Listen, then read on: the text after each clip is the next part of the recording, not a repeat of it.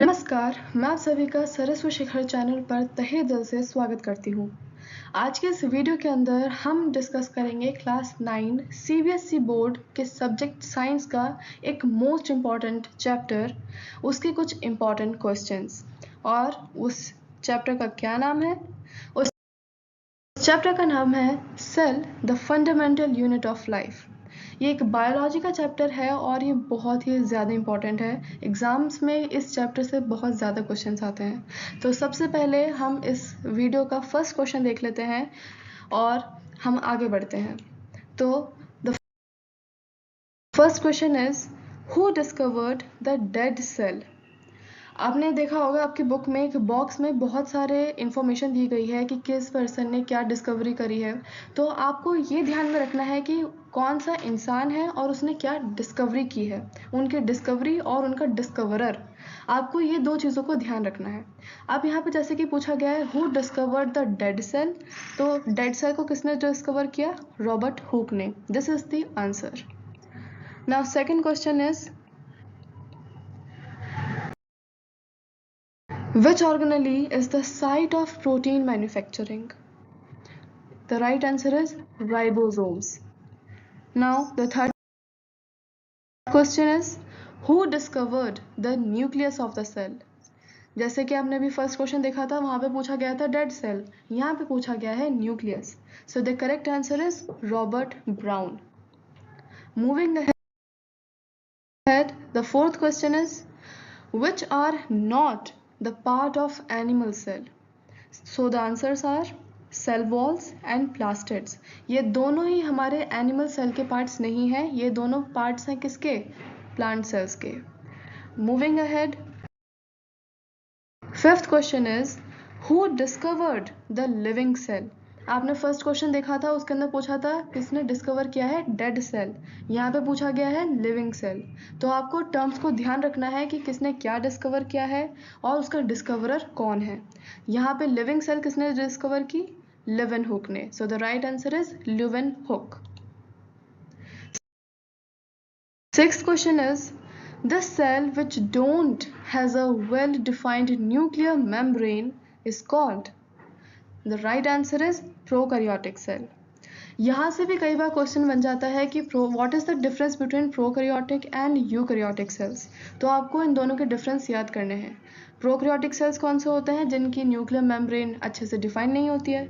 और eukaryotic cells वो sales होते हैं जिनकी nuclear membrane very well defined होती है।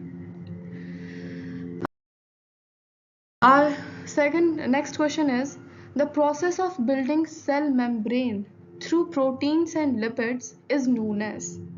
The right answer is membrane biogenesis. Our next question is SER and RER stands for? So the right answer is SER stands for smooth endoplasmic reticulum and RER stands for rough endoplasmic reticulum. आपसे कई बार ये भी पूछा जा सकता है कि SER और RER किसके पार्ट्स हैं? तो आपको पता है किसके पार्ट्स हैं? ER यानी endoplasmic reticulum. Moving ahead, next question is what is the full form of DNA?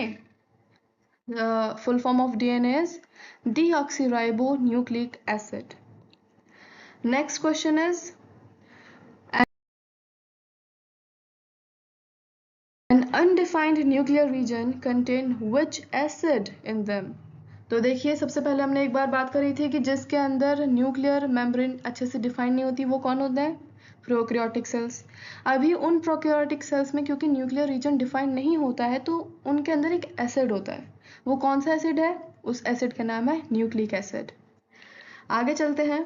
Our next question is chromosomes are composed of. तो ये भी पूछा जाता है कि क्रोमोसोम्स कहाँ मिलते हैं, ये इनका शेप क्या होता है, और ये भी पूछा जाता है कि ये किससे कंपोज्ड होते हैं। तो the right answer is DNA and proteins. इनका शेप क्या होता है? These are rod shaped.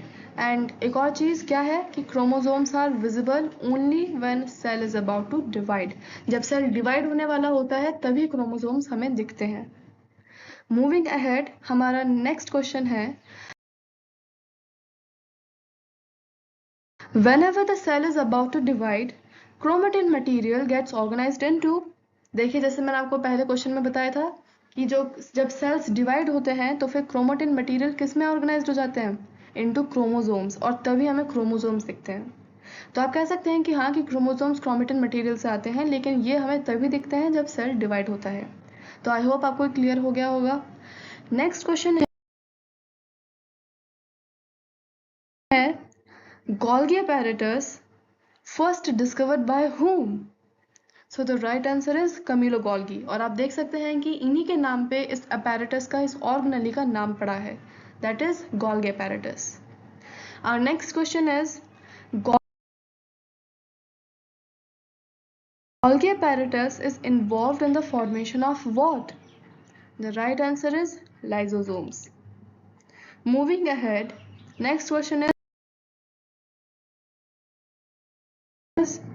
RER looks rough under microscope, but why? हमने पढ़ा था कि इसका नाम है रफ एंडोप्लाज्मिक रेटिकुलम, लेकिन ये रफ क्यों है?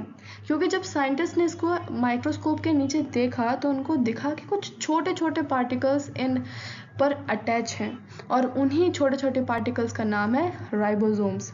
तो क्योंकि इन एंडोप्लाज्मिक रेटिकुलम्स पर ये राइबोसोम जैसे पार्टिकल्स अटैच होते हैं, इसलिए ये थोड़ा रफ दिखता है, इसलिए इनका नाम पड़ा rough endoplasmic reticulum.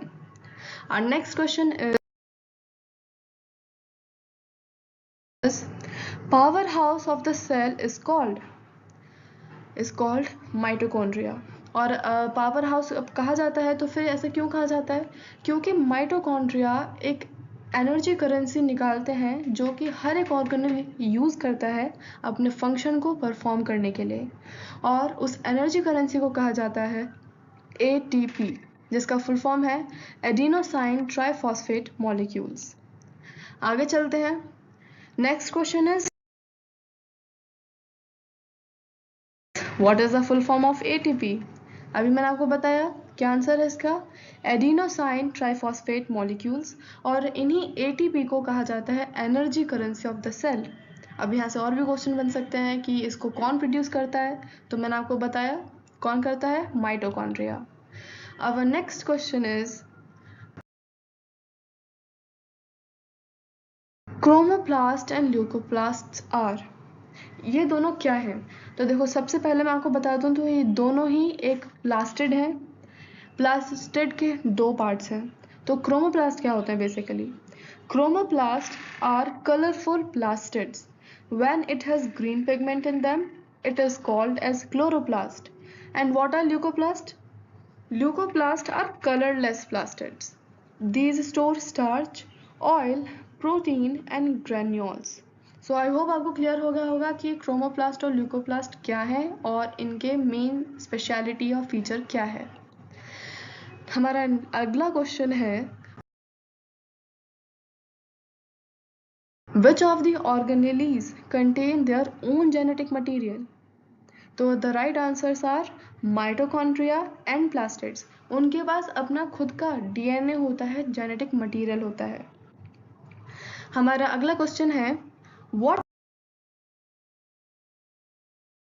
Is the cells is known as the suicide bags? Cells के अंदर ऐसा क्या है जिसको कहा जाता है सुसाइड बैग्स? तो इसका राइट आंसर है लाइसोसोम्स। अब ऐसा क्यों कहा जाता होगा, रिकॉल करिए। चलिए मैम मैं बताती हूँ। तो लाइसोसोम्स को सुसाइड बैग्स इसलिए कहा जाता है क्योंकि जब कभी भी सेल के अंदर कोई फॉरेन मटेरियल उसके अंदर आ जाता है तो फिर लाइसोसोम्स के अंदर के जो एंजाइम्स होते हैं वो बाहर आ जाते हैं, मतलब लाइसोसोम बस्ट हो जाता है और उसके अंदर के एंजाइम्स बाहर आके उस फॉरेन मटेरियल को या फिर उस अनवांटेड मटेरियल को डाइजेस्ट करना स्टार्ट कर देते हैं। इसलिए इस लाइसोसोम को सुसाइड बैग कहा जाता है ऑफ अ सेल। आपसे ऐसा भी करके पूछा जा सकता है कि what is known as the waste disposal system in the cell? तो उसका आंसर भी लाइसोसोम्स होगा क्योंकि वही फॉरेन मटेरियल और अनवांटेड मटेरियल को लाइसोसोम्स अपने आप को बस्ट करके उनके अंदर के एंजाइम्स को निकाल के डाइजेस्ट करता है और सेल को क्लीन करता है। अब next question is name the process of cell division from which? Most of the cells divide for growth and divide to form gametes. So the right answer is mitosis. It is the process जिससे cell divide करते हैं अपनी growth के लिए, और meiosis ऐसी process है जिसमें गैमेट्स बनाने के लिए डिवीजन होता है। तो आई होप आपको ये सारी चीज़ें क्लियर हो गई होंगी और हमारे सारे क्वेश्चंस काफ़ी इंपॉर्टेंट थे। अगर आप इनको पढ़ेंगे तो आपका काफ़ी तैयारी हो जाएगी इस चैप्टर की। सो आई होप ये आप सबको वीडियो अच्छी लगी होगी, और ऐसी वीडियो के लिए आप हमारे चैनल के साथ बने रहिए। Thank you.